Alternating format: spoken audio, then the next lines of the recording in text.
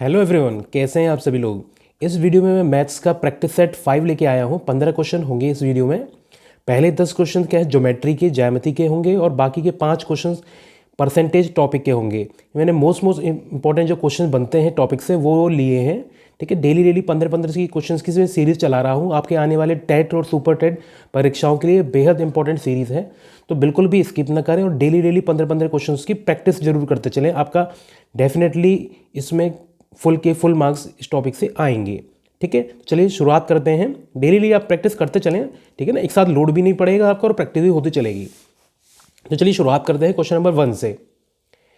ABCD एक चक्रीय समलंब चतुर्भुज है।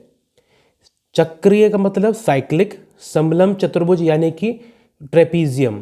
तो ये क्या है? ABCD एक साइक्लिक ट्रेपीजियम है। ठीक है, साइक्लिक का मतलब एक ऐसा फिगर जो कि सर्कल के अंदर बना हुआ है। जैसे एक मैंने वृत्त बनाया, ठीक है, और इसके अंदर एक समलंब चतुर्भुज बना दिया। समलंब चतुर्भुज की क्या खासियत होती है कि दो भुजाएं आपस में समांतर होती हैं। ठीक है, जैसे AB और CD पहले देखी थी, मैंने क्या मान लिया, ABCD चारों कोने।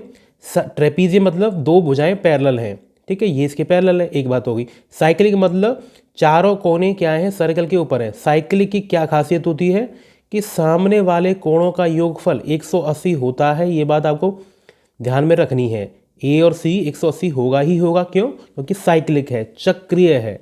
चक्रीय चतुर्भुज, चारों कोने क्या है, चारों सिरे जो उसके हैं शीर्ष, वो सर्कल के ऊपर आते हैं। तो B और D भी 180 होगा, तो B और D भी 180 हो गया। ठीक है, क्लियर है? अच्छा, अब हमसे क्या दे रखा है, दो चीज़ें दे रखी हैं, इन्हीं से हमने हल करना है। पहले एक चीज़ देखो कि AB और CD पैरेलल हैं।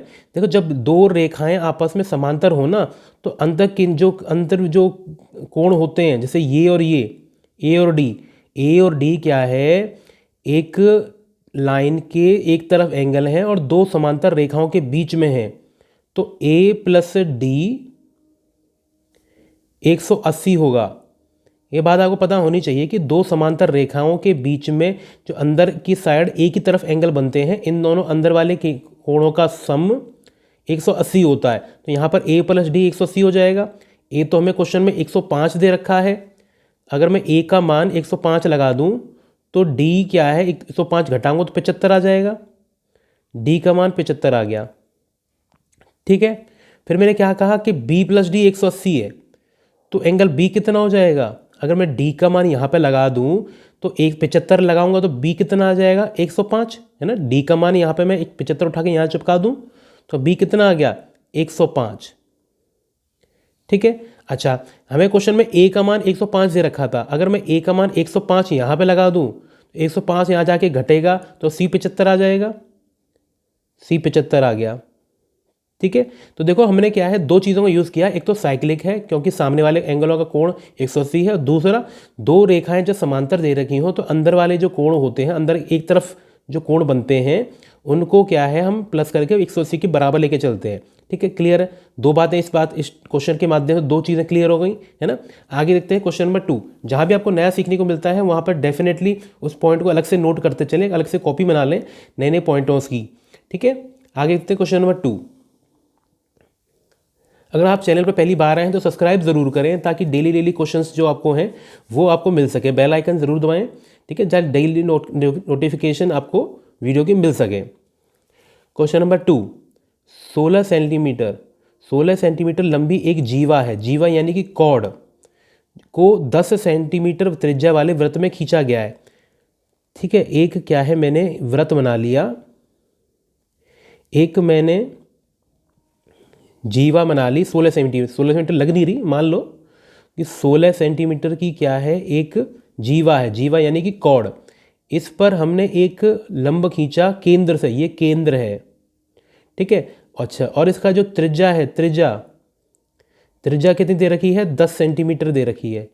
हमसे क्या पूछा, दूरी पूछी है। एक चीज़ बताओ, आपको ये पता होनी चाहिए कि अगर हमें किसी केंद्र से किसी पर लंब खींचो ना, किसी जीवा पे, तो जीवा दो बराबर हिस्सों में बट जाती है। बराबर हिस्से में बट जाती है, यानी कि ये पूरी 16 है तो आधी आधी कितनी होगी, 8 और 8 हो गई। इस बात को आप नोट कर लीजिए कि एक केंद्र से एक लंब अगर खींचा जाए किसी भी जीवा पर तो बराबर भागों में वो बट जाती है। तो पूरी अगर 16 थी तो 8 8 हो गई। अब मैं इस वाले क्या है त्रिभुज में समकोण त्रिभुज बन गया एक। अब पाइथागोरस प्रमेय लग जाएगा, ये 10 है ये 8 है, इसको मैं अगर थोड़ी देर के लिए x मान लूँ तो पाइथागोरस प्रमेय क्या होती है, कर्ण का वर्ग यानी कि 100 बराबर 8 का वर्ग 64 प्लस x का वर्ग एक्स स्क्वायर। तो एक्स स्क्वायर घट के कितना आएगा 36, वर्गमूल करूंगा तो x का मान कितना आ गया 6।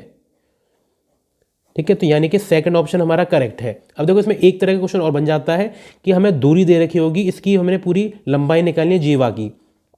तो मैं क्या करूंगा, जैसे मान लो ये दे रखा ये दे रखा, ये निकाल लूंगा, है ना, पाइथागोरस लगा के। अगर मुझे 8 पता चल गया है तो दोगुना करके पूरी लंबाई आ जाएगी। और क्या क्वेश्चन बन सकता है, मुझे इसकी लंबाई दे रखी है, मुझे इसकी दूरी पता दे रखी है, मुझे इसकी त्रिज्या निकालनी है। तो यही तरीका, ये पता है पूरी पता है तो आधी पता चल गई, ये पता है ये पता है, पाइथागोरस थ्योरम लगा के ये निकाल लेंगे। ठीक है ना, तो हमें त्रिज्या पता चल जाएगी। तो 3 तरीके से क्वेश्चन बन सकता है इसी टाइप से। ठीक है ना, क्लियर है ना। जहाँ भी आपको डाउट लगता है ना, वीडियो को पॉज करके बैक करें, दोबारा सुने क्या कहा जा रहा है, आपको डेफिनेटली काफ़ी चीज़ें नई नई सीखने को मिलेंगी। ठीक है, आगे देखते हैं क्वेश्चन नंबर 3। AD एक ABC ट्रायंगल की माध्यिका है। माध्यिका यानी कि मीडियन। मीडियन क्या होती है, एक ऐसी रेखा जो किसी कोण से सामने वाले भुजा पर खींची जाए तो सामने वाली भुजा को बराबर हिस्सों में बांटती है, यानी कि ये क्या है, मीडियन है। अब इसमें क्या कह रखा है, ओ केंद्रक है, ABC ओ केंद्रक है। केंद्रक ऐसा पॉइंट होता है जहाँ पे तीनों माध्यिकाएं मिलती हैं। अब केंद्रक की क्या खासियत होती है कि जो ये AO और OD है, AO और OD इसका अनुपात 2:1 रहता है हमेशा। अनुपात 2:1 रहता है केंद्रक AO और OD का। अब हमें क्या दे रखा है कि AO 10 है, यानी कि ये वैल्यू कितनी है 10 है। तो OD पूछा है। अब एक चीज़ बताओ, जब 2 की वैल्यू 10 है तो 1 की वैल्यू क्या होगी, 5 नहीं होगी, है ना। ज़्यादा सॉल्व करने की जरूरत भी नहीं पड़ रही, सीधे सीधे दिख रहा है।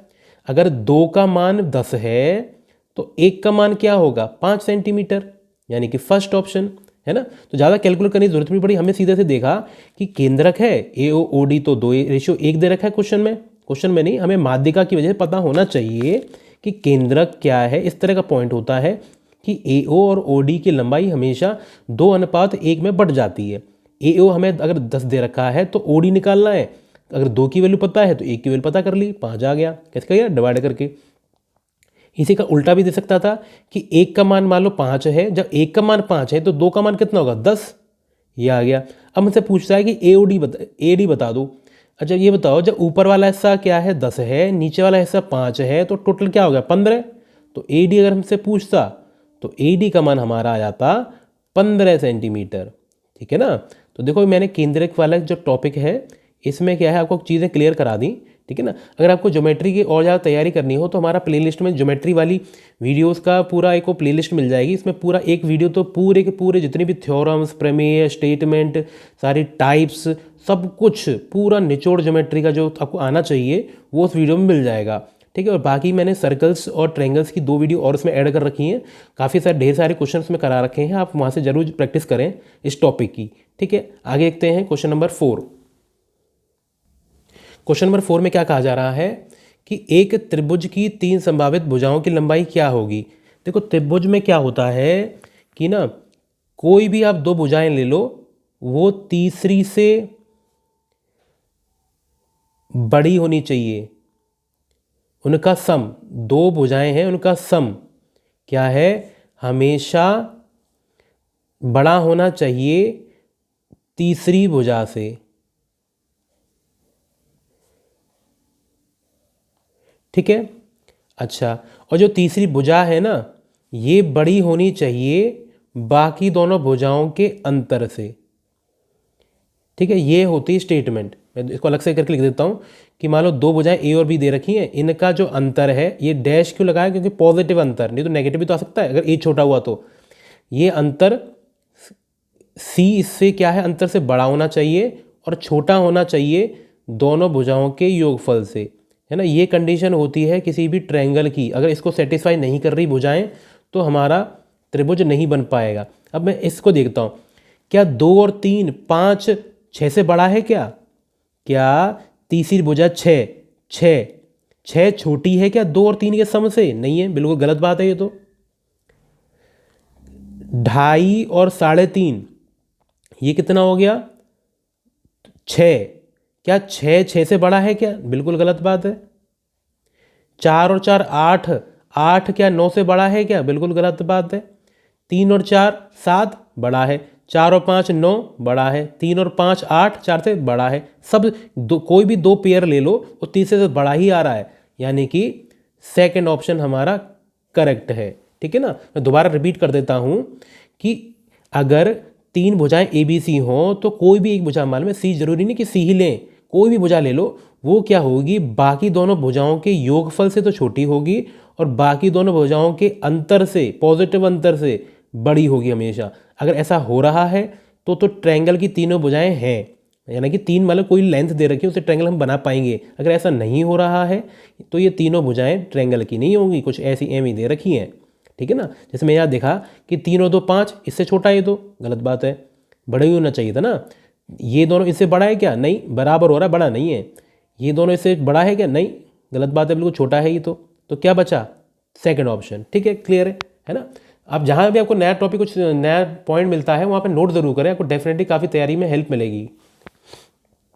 किसी त्रिकोण की तीनों भुजाएं ये दे रखी हैं तो x का मान निकालना है। तो देखो वही कंडीशन, जो एक भुजा मेरे को दे रखी है, मैं क्या करूँगा, ये छोटी होगी इन दोनों के सम से। ठीक है, अच्छा, और ये बड़ी होगी इन दोनों के अंतर से, है ना। ये तो कंडीशन मैंने बताई कि कोई भी एक भुजा ले लो, मैं भुजा x को मानना कि मुझे x की जानकारी चाहिए। अच्छा, 5 और 9 का अंतर कितना है? -4, लेकिन पॉजिटिव लेना है। ये 5 है तो ये तो 4 आ गया। अच्छा,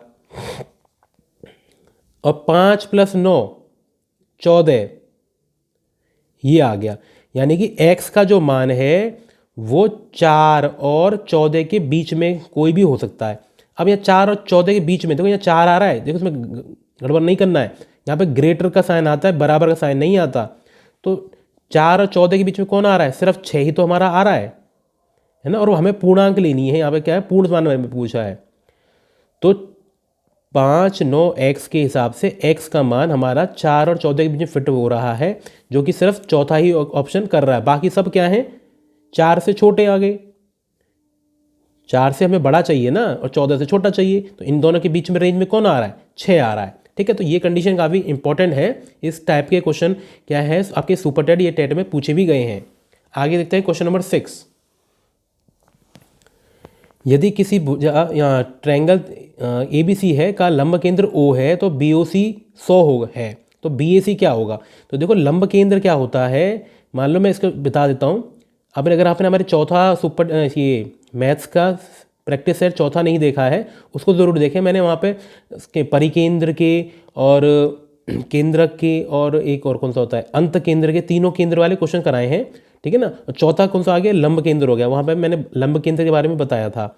लंब केंद्र को इंग्लिश में कहते हैं ऑर्थो सेंटर।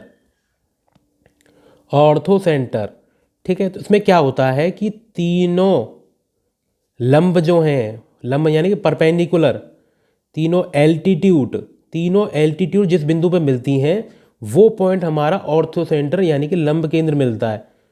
एल्टीट्यूड जहाँ मिलती हैं तीनों, इस पॉइंट पे तीनों एल्टीट्यूड यानी कि लंब, ऐसी लाइन जो सामने वाले पर 90 डिग्री का कोण बना रही है ना, 90 बना रही है ना, तो ये क्या है? लंब हो गई। जहाँ पे तीनों लंब मिल रहे हैं उसको क्या है? लंब केंद्र कहा जाता है, ऑर्थो सेंटर।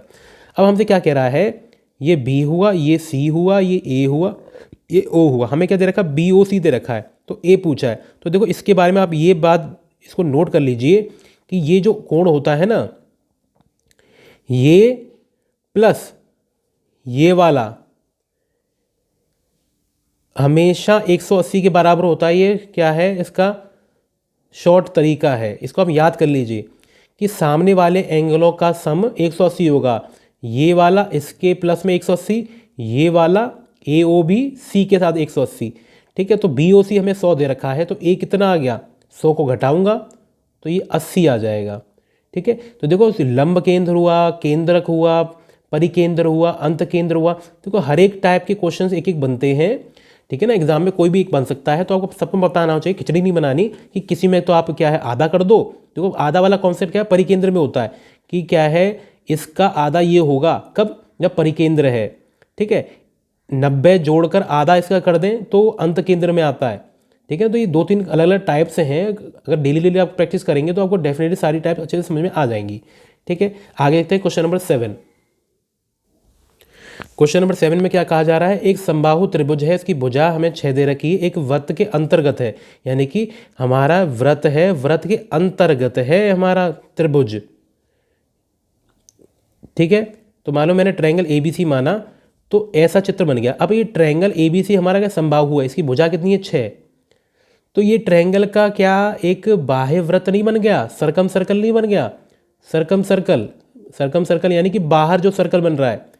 तो मैंने आपको बताया पिछले वीडियो में कि अगर हमें भुजा दे रखी हो, उसका हमें भुजा A दे रखी हो और हमें बाहर वाले वृत्त का त्रिज्या चाहिए हो, तो हम क्या करते हैं A/√3 लिख लेते हैं।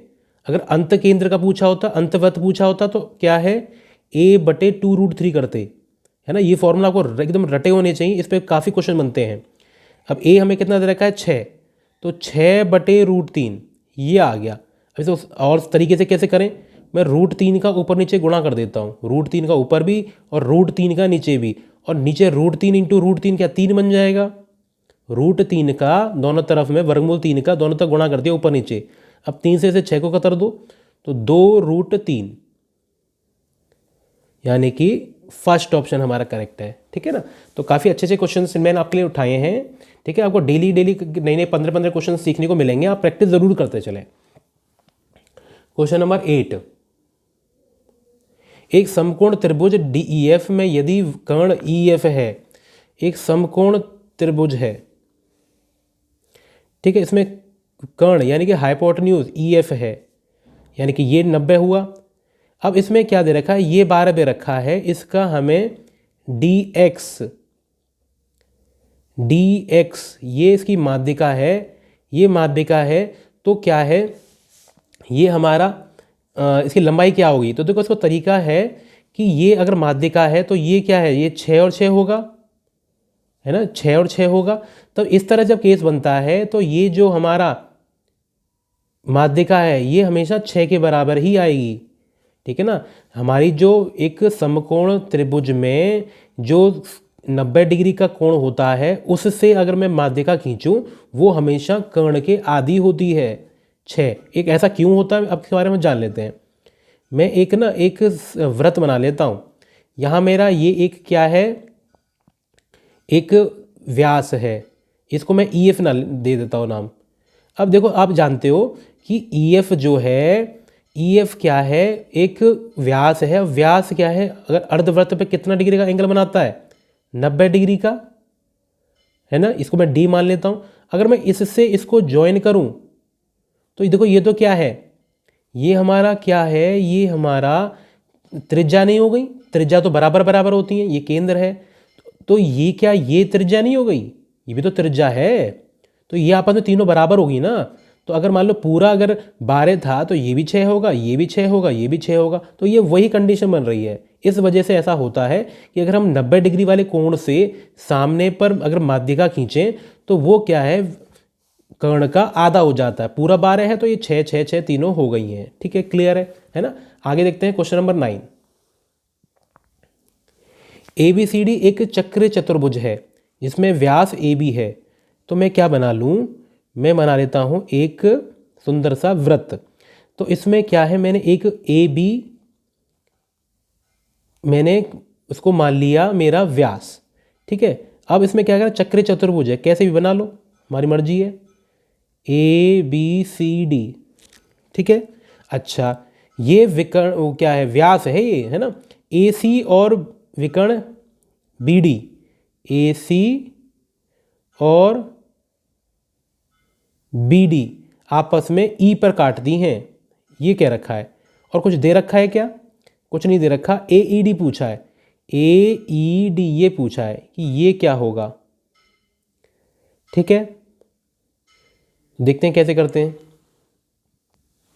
यहां पर एक चीज और दी हुई है, D B C. D B C यहां पर दे रखा है 35 डिग्री। ठीक है, ये कंडीशन और मिसिंग थी, ये चीज़ और लिख लो आप। तो यहाँ पर देखो हमसे ये पूछा जा रहा है। अब एक चीज़ देखो, ये और ये क्या है, कोण बराबर नहीं होंगे। जब भी दो रेखा इस तरह से काटती हैं तो सामने वाले की कोण जो है बराबर होती है, ये इसके बराबर होगा, ऊपर वाला इसके बराबर होगा। तो ये पता कर लेता हूँ मैं पहले, है ना, ये पता चल जाएगा तो ये पता चल जाएगा। अगर मैं ए सी बी त्रिभुज में देखूँ, क्या सी एंगल 90 डिग्री का नहीं होगा?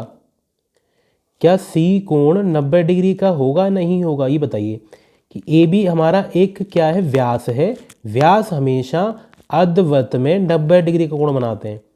ये हमेशा लाइन, ये जो एंगल बन रहा है, ये व्यास ही तो बना रहा है, ये 90 डिग्री का हो गया। और ये कितना दे रखा है हमें?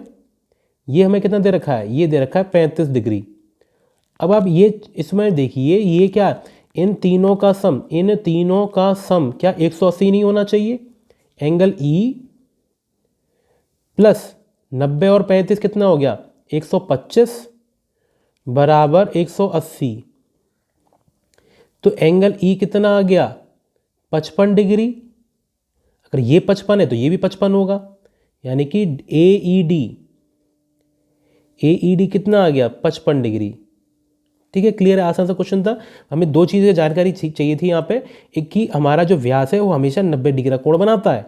ये 90 है, ये 35 है, तो ये आ गया, ये आ गया तो ये भी आ गया, है ना, आसान सा क्वेश्चन था। ठीक है, डेली अब धीरे धीरे क्या है, कॉम्पिटिशन बढ़ता जा रहा है, तो आपको बिल्कुल तैयार होना चाहिए हर वैरायटी के क्वेश्चंस के लिए, जो मैं आपके लिए डेली 15 क्वेश्चन सीरीज लेके आ रहा हूँ। ठीक है, आपको डेली प्रैक्टिस करेंगे तो आपको डेफिनेटली काफ़ी तैयारी में हेल्प मिलेगी, आपके अच्छे मार्क्स की श्योरिटी भी रहेगी। आगे देखते हैं क्वेश्चन नंबर 10। 10 में क्या कहा जा रहा है, किसी वृत्त की जीवा उसकी त्रिज्या के बराबर है। एक वृत्त बना लिया, इसकी मैंने एक जीवा बना ली, ए भी एक जीवा बना दी मैंने। ये क्या है, मान लो मैं इसको ऐसे ज्वाइन कर दूं, तो ये जो जीवा है ये इनके बराबर है। ये जीवा त्रिज्या के बराबर है, जीवा त्रिज्या के बराबर, ये भी त्रिज्या, ये भी त्रिज्या, ये इसके बराबर, तीनों आपस में बराबर होगी तो क्या हो गया, तीनों आपस में बराबर है तो ये क्या समबाहु त्रिभुज नहीं हो गया? तो सारे कोण कितने हैं? 60 60 60 के होने चाहिए। सारे कोण 60 60 60 के होने चाहिए। अगर क्वेश्चन में ये कहा होता कि केंद्र पे बना कोण कितना है तो हमारा 60 अंश से लगा देते, लेकिन क्या कह रखा है, ये कह रखा है कि परिधि पर, परिधि यानी कि ऊपर, सर्कल के ऊपर कितना कोण बना रहा है। तो एक चीज़ देखो, अगर यहाँ पे 60 है तो जो परिधि पे बना कोण होता है वो क्या है, आधा होता है केंद्र पे बने कोण के। तो क्या ये कोण 30 डिग्री का नहीं होगा? परिधि पे बना कोण, परिधि पे बना कोण केंद्र पे बने कोण का आधा होता है। ये केंद्र पे दुगना होगा, केंद्र बड़ा है, केंद्र पे दुगना होगा, इसका आधा होगा। ये क्या है, केंद्र पे आधा है। यहाँ पर ये 30 ही तो होना चाहिए, 60 का आधा 30, यानी कि फोर्थ ऑप्शन। अगर केंद्र पूछा होता तो 60, अगर यहाँ पे नीचे पूछा होता, नीचे पूछा होता तो सामने वाले कोणों का सम 180 होता है, तो ये 30 है तो ये 150 होना चाहिए था। अगर मान लो ऐसे कहा होता कि सब नीचे वाला बता दो ये क्या है, तो ये 30 है तो ये 150 हो जाएगा, है ना। तो कई तरह के क्वेश्चन बन सकते थे इस तरह से। ठीक है, तो ये 10 क्वेश्चन थे हमारे ज्योमेट्री के। अब इसके बाद क्वेश्चन हम 5 क्वेश्चन लेंगे परसेंटेज टॉपिक के, जो वृद्धि वाले क्वेश्चन होते हैं ना, कि इतना हमने बढ़ाया, इतना हमने घटाना पड़ेगा, खपत कितनी कम करनी पड़ेगी ताकि खर्चा समान रहे, वो टाइप के 5 क्वेश्चन लिए हैं। तो उसको मैं क्या है 2 तरीके से आपको करना बताऊंगा, आपको जो सरल लगे वो करके देख सकते हैं आप। पेट्रोल के मूल्य में 25% की वृद्धि की गई।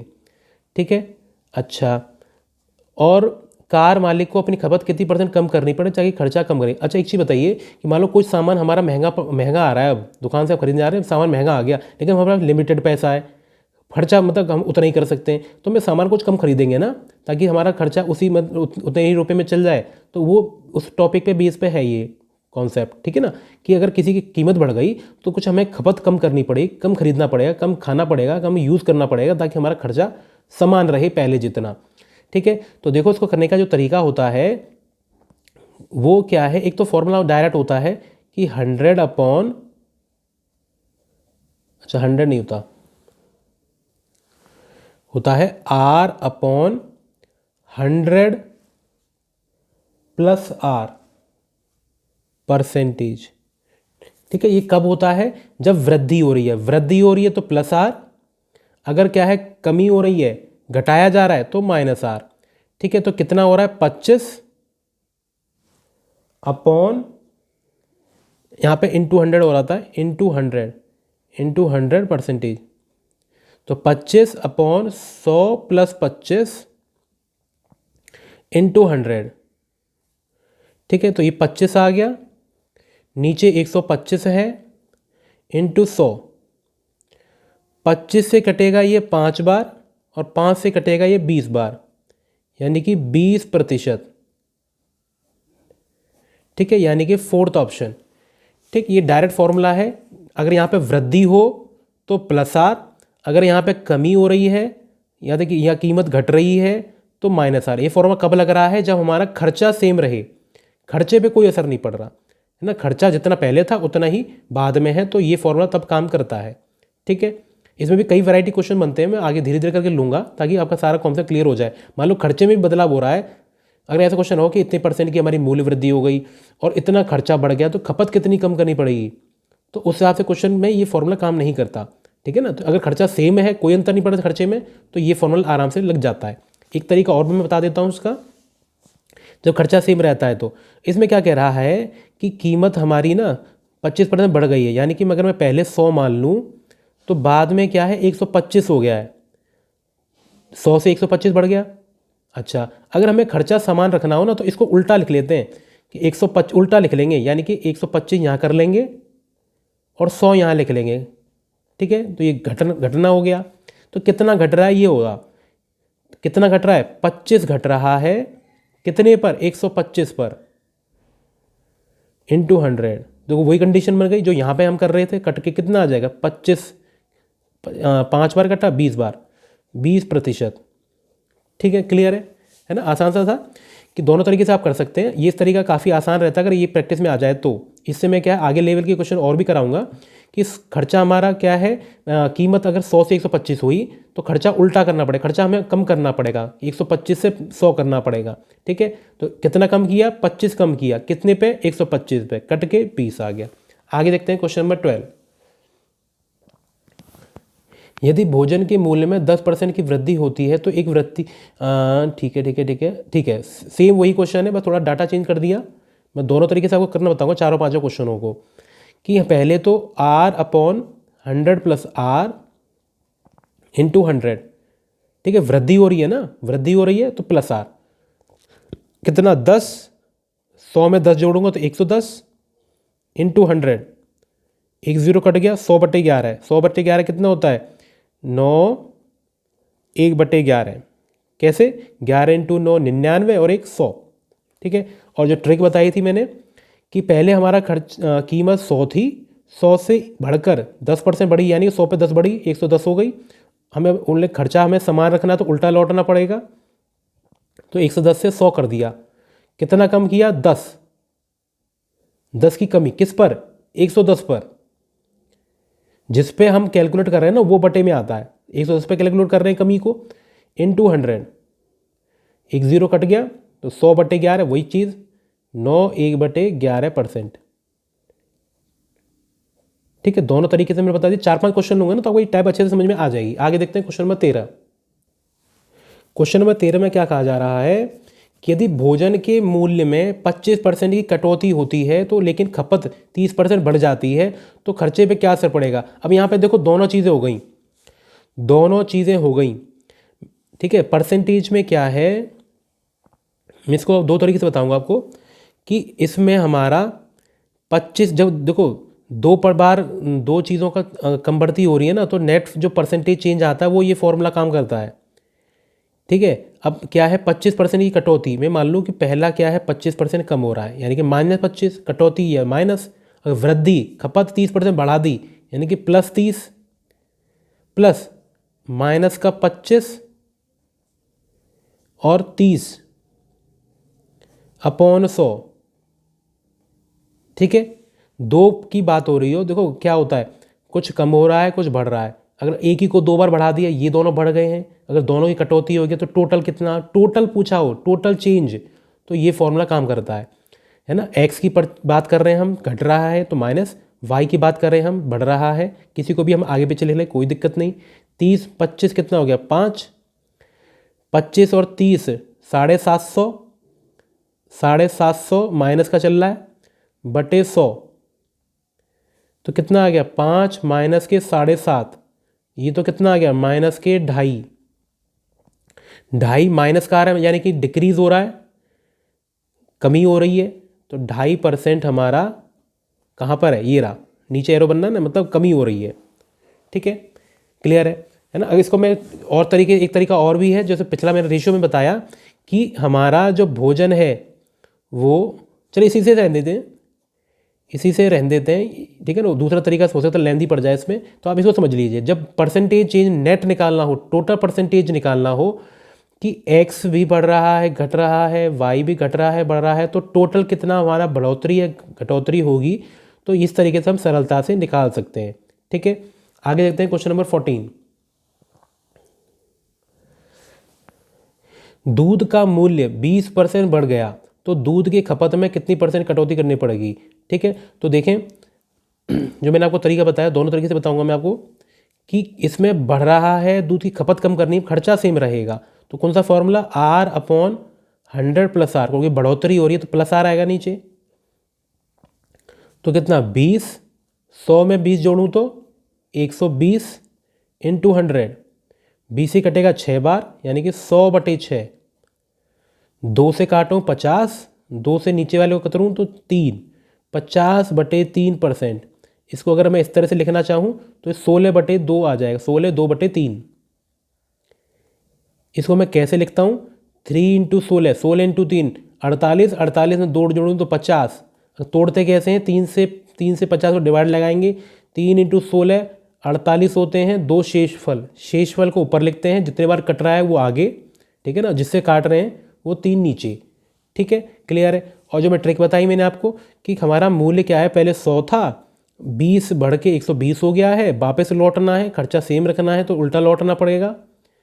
ठीक है, कितने की कमी हुई, 20 की, किस पे कैलकुलेट कर रहे हैं, 120 पे। ठीक है, वही सी कंडीशन सेम सीन बन रहा है, तो कितना आ गया 16 2/3%। ठीक, क्लियर है। दोनों तरीके आपको मैं बता दिए। लास्ट क्वेश्चन है क्वेश्चन नंबर 15।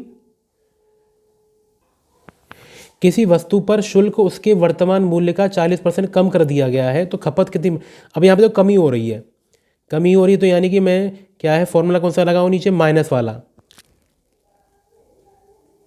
R/100 - R इतना, क्यों, क्योंकि यहाँ पर कम किया जा रहा है, तो R 40, 100 में से 40 करूँगा तो 60, 100, 20 से 2 बार, 20 से 3 बार, तो ये आ गया 200/3 यानी कि 66 2/3%। 3 से काटूंगा 66 बार, 198, 2 शेषफल है ना, ये तो आ रहा है।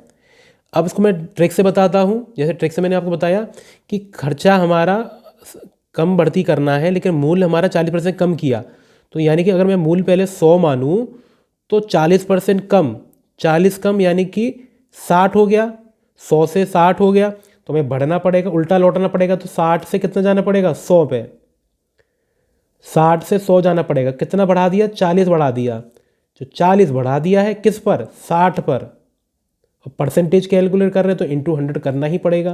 देखो सेम सीन वही बन रहा है, कितना आएगा 66 2/3। तो तरीका क्या है, दोनों ही बहुत सरल हैं, जैसे आपको समझ में आता है आप वैसे सीखें। मैंने 5 क्वेश्चन एक ही तरीके से बताया आपको ताकि आपका कॉन्सेप्ट अच्छे से क्लियर हो जाए। ठीक है, अब नेक्स्ट जो हमारा आएगा उसमें हम नई टाइप के क्वेश्चन लेंगे, लेकिन ज्योमेट्री के टॉपिक्स को क्या है अगले 4-5 वीडियो में ज्योमेट्री के क्वेश्चन 10 क्वेश्चन आपको डेली मिलेंगे 4-5 वीडियोज़ में। ठीक है ना, क्योंकि ज्योमेट्री काफ़ी अपने आप में बड़ा टॉपिक है और काफ़ी टाइम से हमें पढ़ा नहीं होता, तो आसान आसान क्वेश्चन से भी हमें कठिन लगते हैं। ठीक है, अगर आपको चैनल में ये वीडियो पसंद आई हो तो प्लीज़ चैनल को सब्सक्राइब ज़रूर करें, अगर नहीं किया है तो शेयर करें मेरे फ्रेंड्स के बीच में, ज़्यादा से ज़्यादा लोगों के बीच में जो भी तैयारी करना चाहते हैं और कर रहे हैं। तो थैंक्स फॉर वॉचिंग।